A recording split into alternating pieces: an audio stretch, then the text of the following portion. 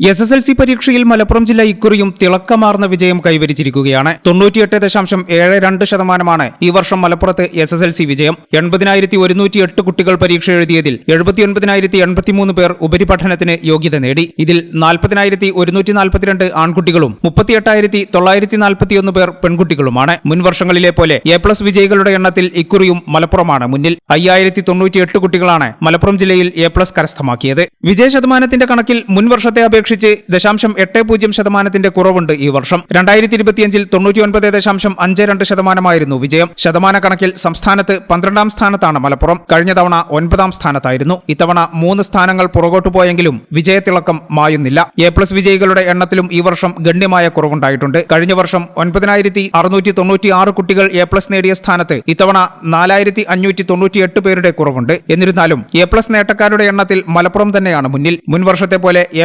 വിജയികളിൽ പെൺകുട്ടികളാണ് മുന്നിട്ട് നിൽക്കുന്നത്. ഈ ചാനൽ ന്യൂസ് മലപ്പുറം.